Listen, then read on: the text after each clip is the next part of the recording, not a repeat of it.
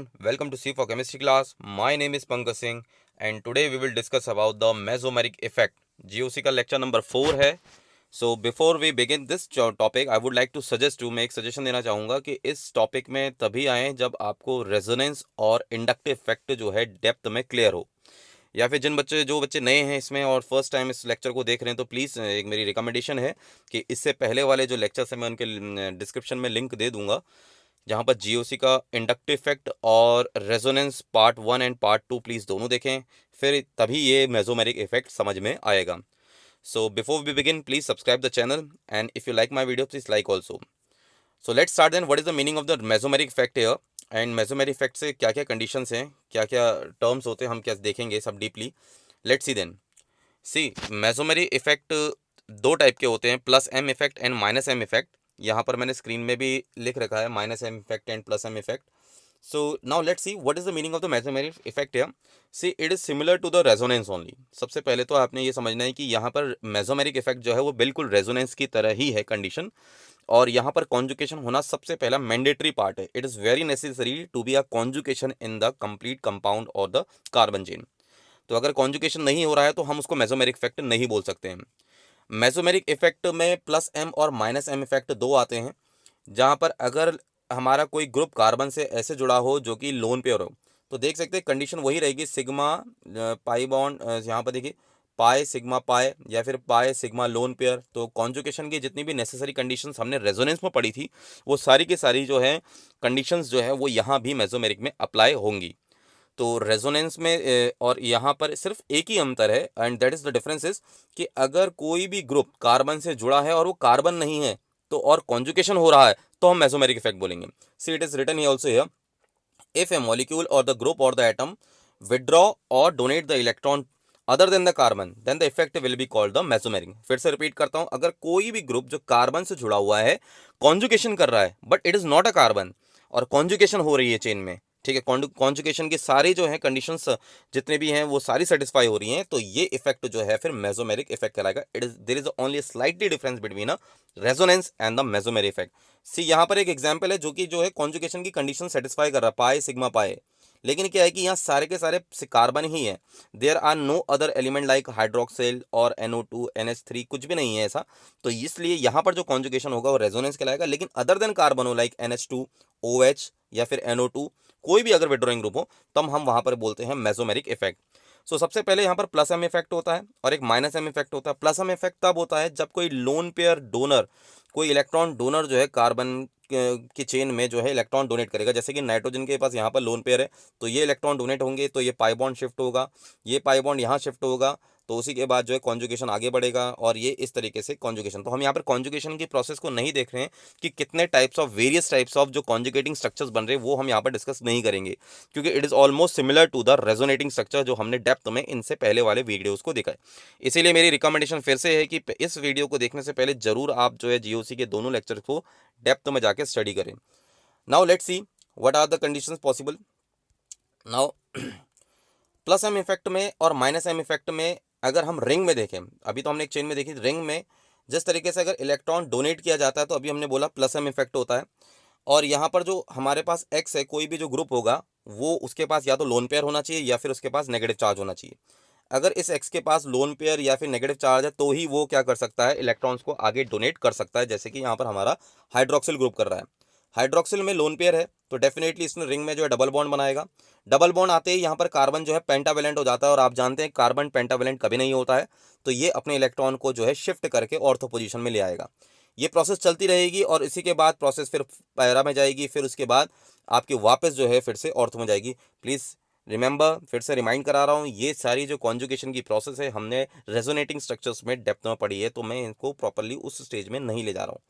Now let's see plus M effect से होता क्या है, उससे क्या बेनिफिट है. सबसे इंपॉर्टेंट बेनिफिट ये है कि प्लस एम इफेक्ट अगर रिंग में होता है एरोमेटिक कंपाउंड्स में स्पेशली, तो वहां पर आपको ये देखने को मिलेगा कि इलेक्ट्रॉन की डेंसिटी जो है वो ऑर्थो और पैरा में देखने को मिलेगी, यानी यहां पर इलेक्ट्रॉन की डेंसिटी बढ़ जाएगी. देखिए अगर ये पाई बॉन्ड इलेक्ट्रॉन यहाँ पर डबल बॉन्ड बनाएगा तो डेफिनेटली पाई बॉन्ड यहाँ शिफ्ट होगा. थोड़ी देर में पाई बॉन्ड जब डबल बॉन्ड यहाँ बनाएगा तो ये शिफ्ट होकर के पैरा पोजीशन में इलेक्ट्रॉन की डेंसिटी बढ़ाएगा। यानी इस तरीके से प्लस एम इफेक्ट से ऑर्थो और पैरा पोजीशन में इलेक्ट्रॉन की डेंसिटी बढ़ जाती है, यानी इलेक्ट्रॉन्स का वहाँ पर ग्रुप जो है काफ़ी ज़्यादा भीड़ क्राउडिंग हो जाती है। तो इस वजह से अगर हम कोई भी इलेक्ट्रोफाइल यानी इलेक्ट्रॉन के लिए अट्रैक्शन यानी कोई भी इलेक्ट्रोफाइल अटैक करेगा तो वो इसीलिए जो है पैरा और ऑर्थो पोजीशन में करता है। वहीं इसके जस्ट अपोजिट में देखा जाए माइनस एम इफेक्ट, देखिए माइनस एम इफेक्ट कब देखने को मिलेगा, जहां पर नाइट्रोजन या फिर कोई ऐसा एलिमेंट हो जो डबल बॉन्ड ऑक्सीजन से जुड़ा हो, जहां पर ऑक्सीजन उससे ज़्यादा इलेक्ट्रोनेगेटिव है। देखिए ऑक्सीजन ज़्यादा इलेक्ट्रोनेगेटिव है नाइट्रोजन से, तो पाई बॉन्ड शिफ्ट करेगा, ऐसे में इस नाइट्रोजन के ऊपर पॉजिटिव चार्ज आएगा। अब नाइट्रोजन बीइंग इलेक्ट्रोनेगेटिव, एक तो वैसे ही ऑलरेडी इलेक्ट्रोनेगेटिव है, ऊपर से उसके ऊपर पॉजिटिव चार्ज आ जाएगा, तो ये रिंग से इलेक्ट्रॉन खींचने लग जाएगा। अब जब रिंग से ये वाले कार्बन का इलेक्ट्रॉन खींच के यहाँ पर डबल बॉन्ड बनाएगा तो इस पोजीशन में पॉजिटिव चार्ज आ जाएगा। अब यानी ये रिजल्ट क्या देता है, जितने भी माइनस एम इफेक्ट करने वाले ग्रुप जुड़े हुए हैं रिंग से, ये सब के सब ऑर्थो और पैरा पोजीशन में इलेक्ट्रॉन की डेंसिटी को डिक्रीज करते हैं। I repeat, minus M effect की हेल्प से हम ये देखते हैं कि ऑर्थो और पैरा पोजीशन में इलेक्ट्रॉन की डेंसिटी कम होती है। तो these are the very beneficial points to remember, that plus M effect increases the electron density in ortho and para position. Minus M effect also decreases the electron density at ortho and para position. Now let's see कि इनसे क्या क्या हम benefits देख सकते हैं, क्या क्या हमारे पास characteristics हैं। अब उससे पहले बिफोर वी बिगिन, यहाँ पर हमारे पास order of plus M effect भी है कि कौन ज़्यादा प्लस एम इफेक्ट करेगा, और order of minus M effect भी है। तो माइनस सी एस टू, क्योंकि सी एस टू के पास नेगेटिव चार्ज है और सी एस टू जो है इलेक्ट्रॉन को होल्ड बहुत कम कर सकता है, इतना हायर इलेक्ट्रोनेगेटिव नहीं है, तो इसलिए हमेशा इसकी स्टेट होगी देने की N H negative, O negative, N H two, N H पार, यहाँ पर सभी जो है एन है इनके ऊपर जो है नेगेटिव चार्ज है, और यहाँ पर लोन पेयर भी है, सॉरी, तो नेगेटिव चार्ज और लोन पेयर दोनों है, तो लोन पेयर डोनेट करने की टेंडेंसी रखता है, तो इसी वजह से ये ऑर्डर है। अब यहाँ पर बात करते हैं कि ये जो हमारा तीनों ग्रुप है अमाइन के, इन अमाइन में ये हमारा है tertiary, primary, sorry secondary and primary. Definitely सीधी सी बात ये है कि एन एच ग्रुप जुड़ा हुआ है और आर है, तो एच भी है, इसके ऊपर लोन पेयर भी है, और आर जो है प्लस आई इफेक्ट करते हैं। प्लस आई इफेक्ट करने की वजह से यहाँ पर इलेक्ट्रॉन की डेंसिटी बढ़ जाती है। पहले से ही लोन पेयर है नाइट्रोजन के पास, मैं इसकी बात कर रहा हूँ, फिर से रिपीट करा देता हूँ।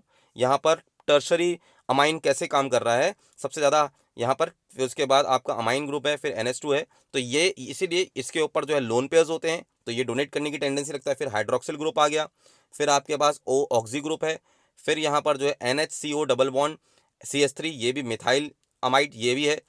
तो ये सारे जो ऑर्डर्स में रखे गए हैं ये प्लस एम इफेक्ट है, और वहीं पर हमारे पास कुछ सीरीज है जो कि माइनस एम इफेक्ट की भी है। यानी अगर CH पॉजिटिव है तो उसकी टेंडेंसी जो है अपने आप को कंप्लीट करने की रह जाती है, तो कहीं से भी अगर इलेक्ट्रॉन मिले तो एब्स्ट्रैक्ट करने के स्टेट में रहेगा। वहीं पर NO2 ग्रुप अभी हमने देखा डबल बॉन्ड ऑक्सीजन के होने के कारण, क्योंकि नाइट्रोजन से डबल बॉन्ड ऑक्सीजन जुड़ा हुआ रहता है, पाई बॉन्ड शिफ्ट करेगा तो यहाँ पॉजिटिव चार्ज आएगा, जिस वजह से ये किसी से इलेक्ट्रॉन एब्स्ट्रैक्ट करेगा।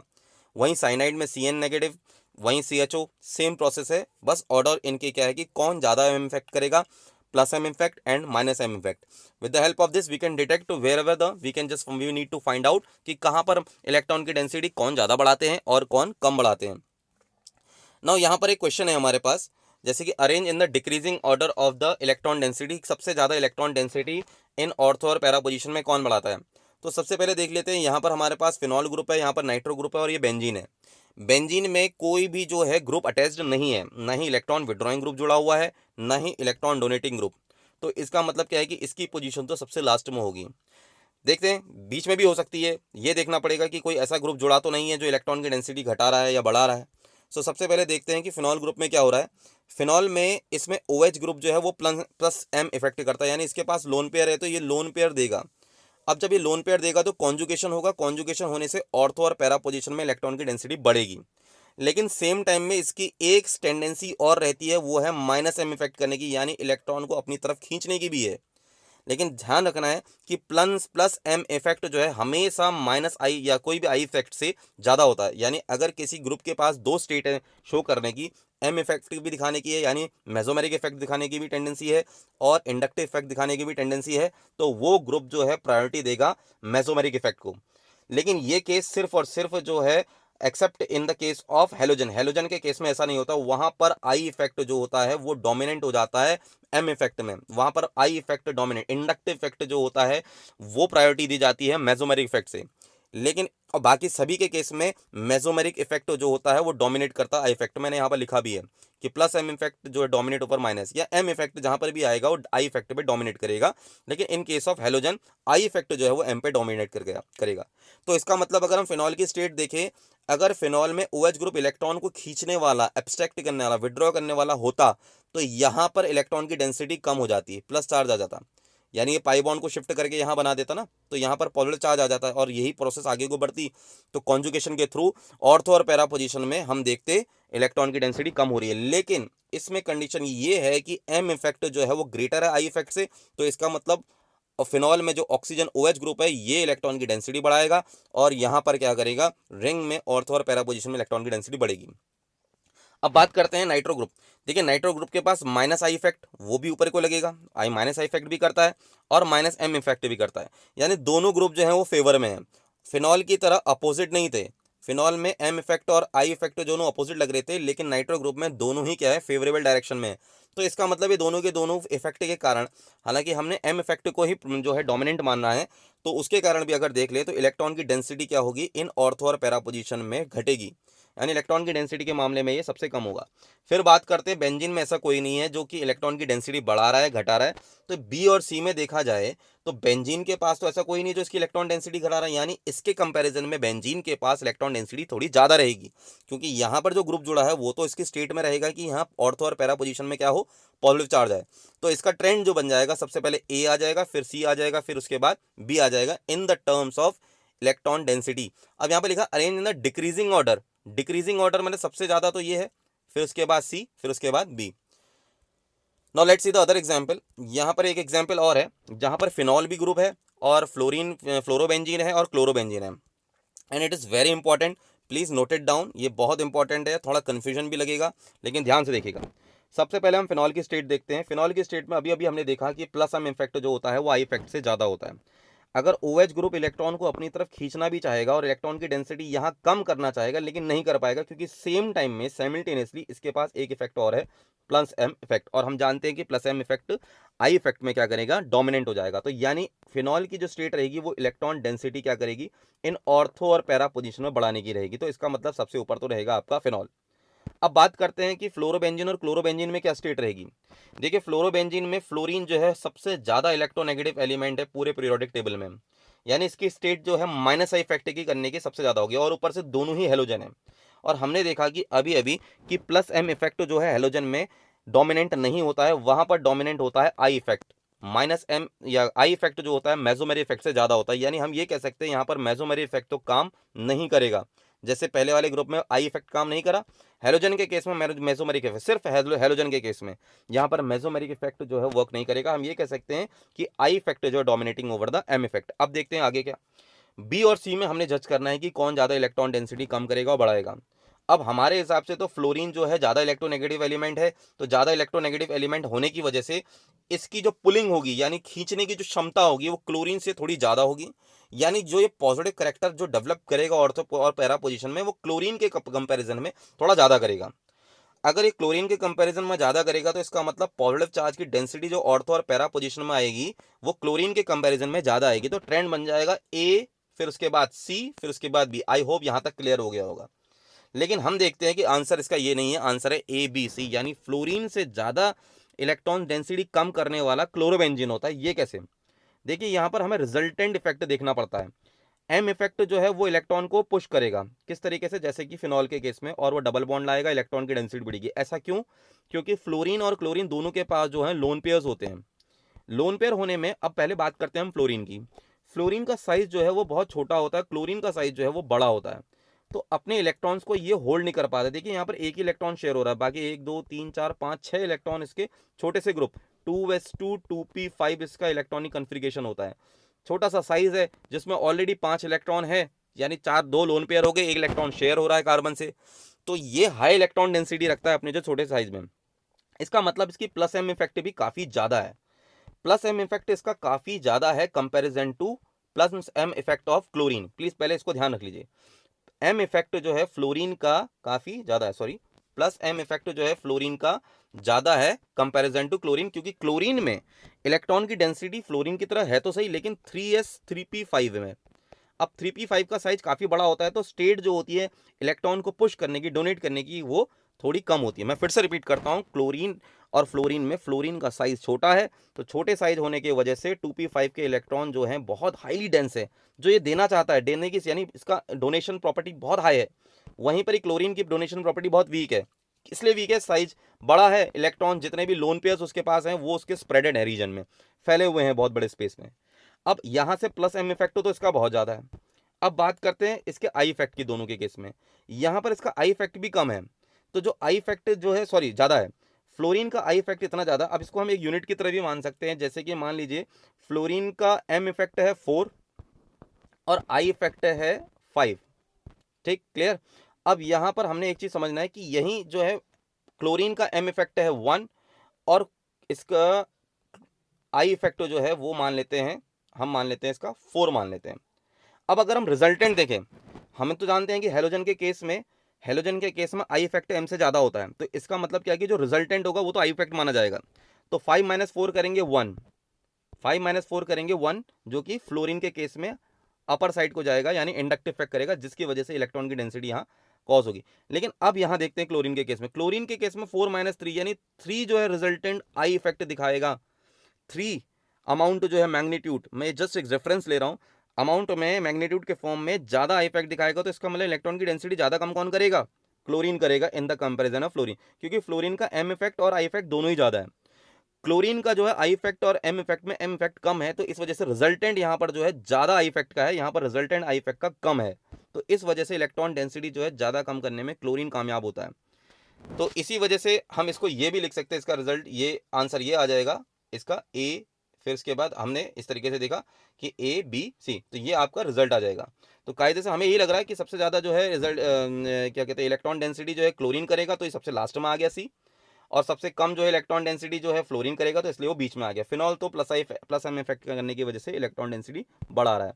आई होप आपको ये क्लियर हो गया होगा। प्लीज़ अगर ये समझ में ना आए तो दोबारा इसको रिवाइंड करके दोबारा इसको लेक्चर को सुनिएगा। Now let's see the acidic strength में कैसे फ़र्क पड़ता है। एसिडिक स्ट्रेंथ का मतलब ये है कि कोई भी अगर H पॉजिटिव रिलीज कर रहा हो, जितनी आसानी से रिलीज कर दे वो उतना अच्छा एसिडिक है। और एसिड H पॉजिटिव रिलीज करने के बाद जो नेगेटिव चार्ज किसी के भी ऊपर डेवलप होता है वो स्टेबलाइज होना चाहिए। मान लीजिए अगर H और Cl अगर पानी में जाकर के H पॉजिटिव और Cl बना रहे हैं, तो ये डिसोसिएशन तभी अच्छा माना जाएगा जब यहाँ पर क्लोरीन के ऊपर जो नेगेटिव यानी जो कि कॉन्जुगेट बेस है वो स्टेबल हो। अब यहाँ पर हमें यही देखना है कि जिसके ऊपर नेगेटिव चार्ज, जैसे कि मान लीजिए यहाँ पर H अगर रिलीज हो जाता है, सबसे पहले हम यहाँ पर कार्बोक्सिलिक के केस देखते हैं, फिर फिनॉल का केस देखेंगे। तो कार्बोक्सिलिक के केस में जब H पॉजिटिव रिलीज हो जाएगा तो यहाँ पर COO नेगेटिव बन जाएगा, और ये तीनों ही केस में ही लगभग होगा, जो कि इनकी इंडिविजुअल एसिडिक प्रॉपर्टी को शो करता है। अब सबसे पहले ये हमें ये देखना है कि सबसे अच्छा एसिडिक करेक्टर कौन दिखाएगा। आई रिपीट, जिसमें भी नेगेटिव चार्ज, क्योंकि H पॉजिटिव रिलीज हो जाएगा तो O नेगेटिव बनेगा, तो जिस केस में O के ऊपर जो नेगेटिव चार्ज है वो स्टेबलाइज्ड होगा, जिस केस में O के ऊपर नेगेटिव चार्ज है वो स्टेबलाइज्ड होगा, वही आपका एसिड होता है। सी इसको मैं और क्लियर कर लेता हूँ, जैसे कि HCl हम लेते हैं तो हम जानते हैं H पॉजिटिव और Cl नेगेटिव होता है। अब ये Cl नेगेटिव को हम कह रहे हैं कि स्टेबलाइज होना चाहिए, कॉन्जुगेट बेस स्टेबलाइज होना चाहिए, लेकिन कैसे स्टेबलाइज होगा? तो इसमें हम देखते हैं इसकी सॉल्वेशन एंथैल्पी भी देखी जाती है, यानी कि जितना ज़्यादा इसके ऊपर इंटरेक्शन होता है अपोजिट आयन का, पोलर सॉल्वेंट का, वाटर काइंड ऑफ सॉल्वेंट, तो नेगेटिव चार्ज की इंटेंसिटी कम होती है, तो स्टेबलाइज्ड माना जाता है। अब यहाँ पर भी हमें यही चाहिए कि इन ऑक्सीजन के ऊपर जब ये H पॉजिटिव चले जाएंगे और इन ऑक्सीजन के ऊपर नेगेटिव चार्ज आ जाएगा, तो इनके ऊपर जो नेगेटिव चार्ज आएगा इंडिविजुअल में, वो किस में सबसे ज़्यादा स्टेबल होगा, यानी वो नेगेटिव चार्ज का अमाउंट किस में सबसे ज़्यादा कम होगा। फिर से, यानी वो नेगेटिव अमाउंट जो है, नेगेटिव चार्ज का अमाउंट जो है वो किस में सबसे कम होगा, क्योंकि जितना कम नेगेटिव चार्ज होगा उतना ज़्यादा स्टेबल। रिमेंबर, जितना कम नेगेटिव चार्ज होगा उतना ज़्यादा वो स्टेबल। पॉजिटिव चार्ज के लिए भी यही होता है, लेकिन फिलहाल हम यहाँ पर कॉन्जुगेट बेस के लिए पढ़ रहे हैं एसिडिक वाटर में। सबसे पहले देखते हैं कार्बोक्सिलिक एसिड में, कार्बोक्सिलिक बेंजोइक एसिड, सॉरी। तो बेंजोइक एसिड में यहाँ पर अगर H पॉजिटिव रिजल्ट निकल जाता है तो यहाँ पर O नेगेटिव बनता है, लेकिन कोई भी ऐसा ग्रुप जो है रिंग में अटैच नहीं है जो इसके इलेक्ट्रॉन की डेंसिटी यानी इलेक्ट्रॉन विड्रॉइंग नेचर से या इलेक्ट्रॉन डोनेटिंग नेचर से इसके इलेक्ट्रॉन ऑक्सीजन के नेगेटिव चार्ज की इंटेंसिटी को रिलीज या कम या बढ़ा रहा हो। फिर से, अगर ये H पॉजिटिव रिलीज कर देता है तो ऑक्सीजन के ऊपर नेगेटिव चार्ज आ जाता है।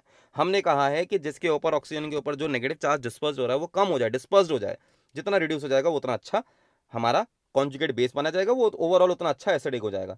लेकिन इसमें कोई ग्रुप नहीं जुड़ा हुआ है। बात करते हैं इस ग्रुप की, यहाँ पर NO2 ग्रुप जुड़ा है, पैरा पोजीशन में, और NO2 ग्रुप जो है प्लस माइनस M इफेक्ट और माइनस I इफेक्ट दोनों करता है। तो अगर यहाँ पर H पॉजिटिव रिलीज होगा और ऑक्सीजन के ऊपर नेगेटिव चार्ज आएगा, तो ये अपनी माइनस I इफेक्ट और माइनस M इफेक्ट की वजह से पुलिंग स्टार्ट करेगा।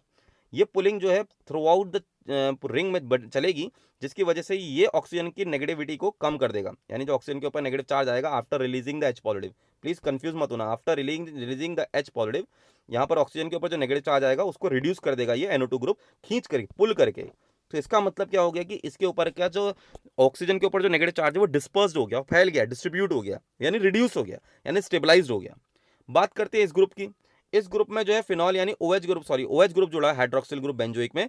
तो ये OH ग्रुप जो है प्लस M इफेक्ट करा, और हमने देखा माइनस I इफेक्ट भी करता है, लेकिन प्लस M इफेक्ट जो है डोमिनेटिंग होता है।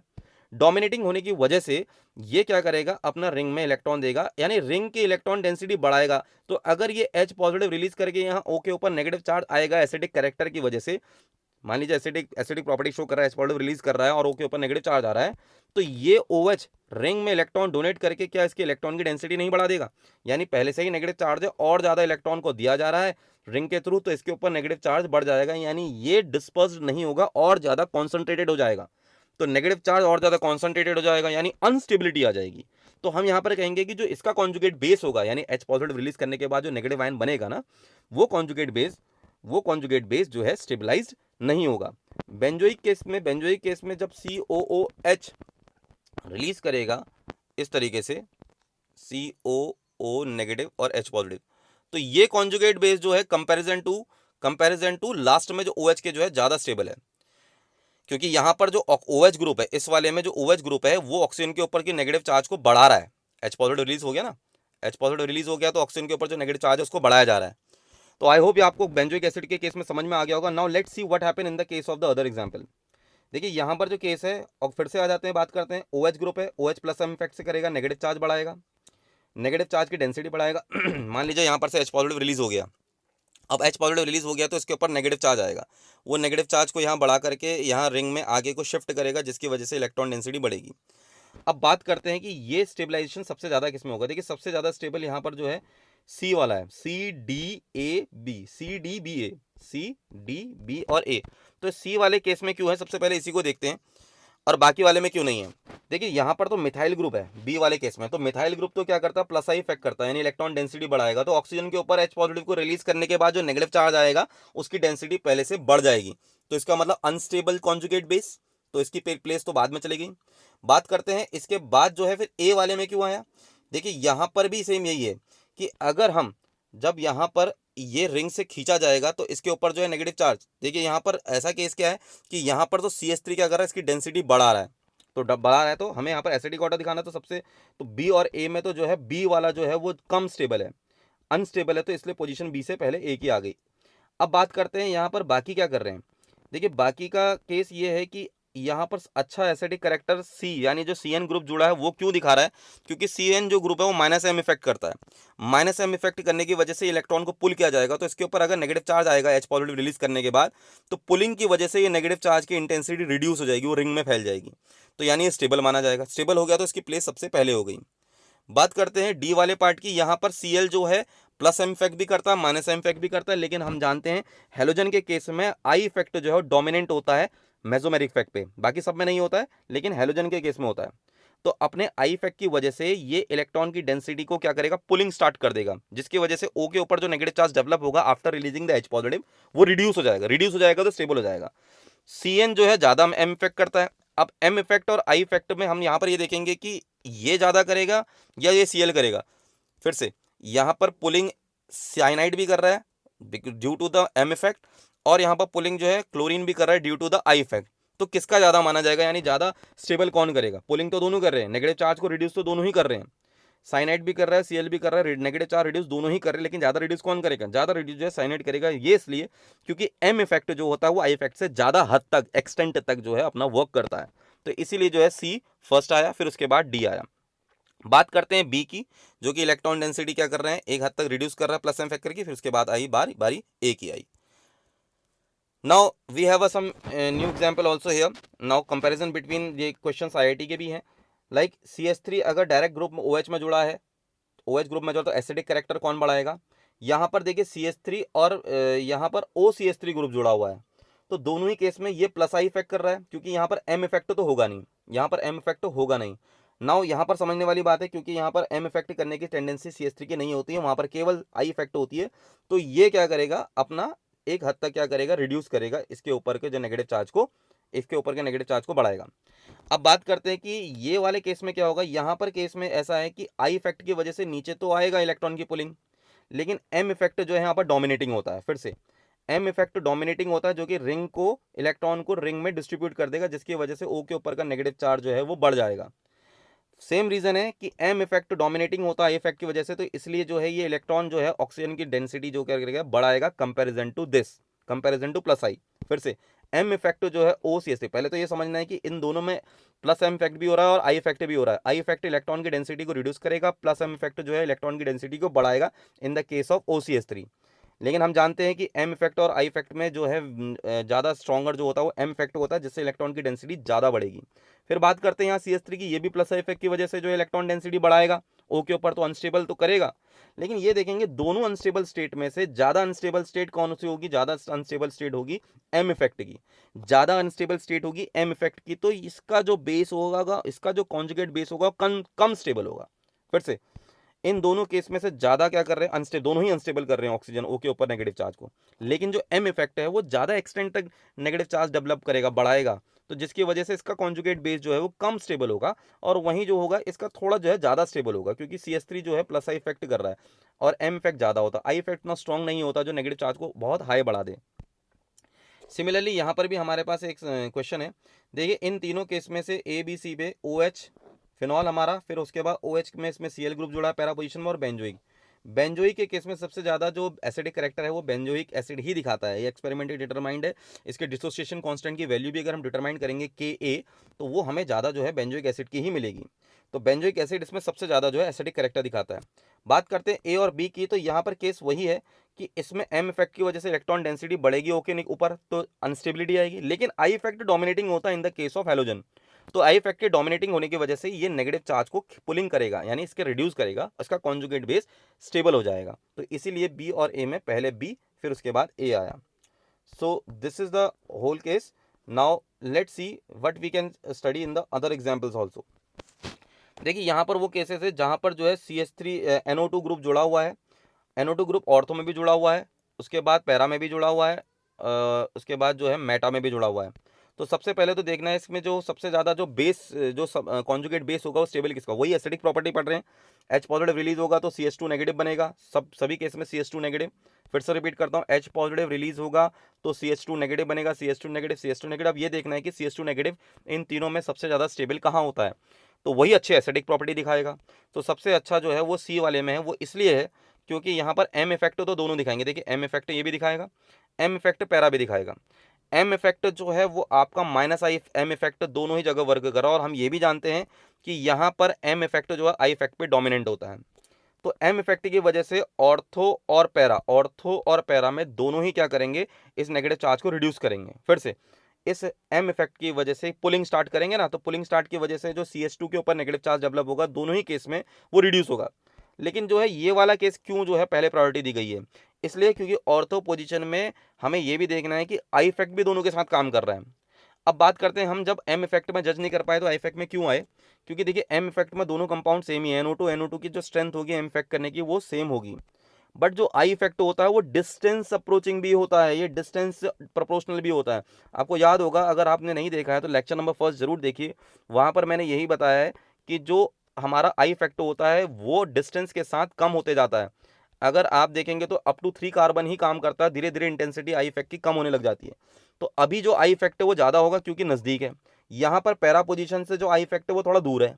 तो M इफेक्ट तो दोनों में सेम है, M इफेक्ट तो दोनों में सेम है, लेकिन आई इफेक्ट जो है इसका डिस्टेंस के कारण दूर हो गया, इसका नज़दीक है, तो नज़दीक होने के कारण यहाँ पर इलेक्ट्रॉन की पुलिंग थोड़ी ज़्यादा होगी, इस वजह से यहाँ पर इसका कॉन्जुगेट बेस थोड़ा स्टेबल होगा। तो पहले C आ गया, फिर उसके बाद A आएगा।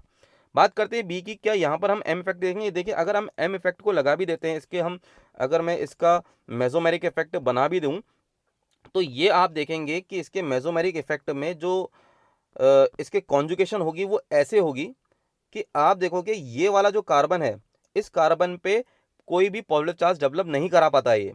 अगर आप इसकी मैकेनिज्म में देखेंगे NO2 ग्रुप की अगर आप बनाना भी चाहोगे तो आप इसमें ये पाओगे कि अगर आप ये इलेक्ट्रॉन की पुलिंग करेगा भी, जैसे यहाँ पर मान लीजिए इलेक्ट्रॉन है और ये पुलिंग NO2 के ऊपर पॉजिटिव चार्ज आ गया, तो पॉजिटिव चार्ज होने की वजह से क्या करेगा, ये डबल बॉन्ड यहाँ बनाएगा। तो मान लीजिए मैं इसको बना के दिखा देता हूँ। तो यहाँ पर मान लीजिए इसने ये CH3 ग्रुप जुड़ा हुआ है, ये CH3 ग्रुप जुड़ा हुआ है। तो CH3 ग्रुप जुड़े होने की वजह से यहाँ पर डबल बॉन्ड आ जाएगा, तो यहाँ पॉजिटिव चार्ज आया। सबसे पहले NO2 ग्रुप के ऊपर पॉजिटिव चार्ज आया तो उसमें पुलिंग स्टार्ट करी तो यहाँ डबल बॉन्ड आया, पॉजिटिव चार्ज आएगा। फिर उसके बाद ये प्रॉपर्टी ऐसे चलेगी कि यहाँ ऑर्थ और इन पोजीशन में ही पॉजिटिव चार्ज आएगा, यानी ये पोजीशन में ये पॉजिटिव चार्ज डेवलप नहीं कर पाता है। तो यहाँ पर ये समझना है कि NO2 ग्रुप जो है वो M इफेक्ट प्रॉपर्टी नहीं दिखा पाता है, तो इसी वजह से जो है इसकी पोजीशन जो है लास्ट में तय की जाती है। बात करते हैं अदर ग्रुप की। अब यहाँ केस ऐसा है कि यहाँ भी NO2 ग्रुप है, तीनों में NO2 ग्रुप जुड़ा है, और इसके ट्रेंड के अकॉर्डिंग अब यहाँ पर जो है M इफेक्ट भी काम करेगा और I इफेक्ट भी है। तो लेकिन सबसे पहले अब थोड़ा सा केस डाइवर्ट हो गया, यहाँ पर ACB आ गया है, A फिर C फिर B। अभी तो ये समझना है कि सबसे पहले हमारा जो है C क्यों नहीं आया, सबसे पहले हमने C को प्रायोरिटी क्यों नहीं दी, क्योंकि आई इफेक्ट की वजह से अभी हमने देखा कि डिस्टेंस अप्रोचिंग यानी डिस्टेंस के कारण आई इफेक्ट थोड़ा स्ट्रांग होता है।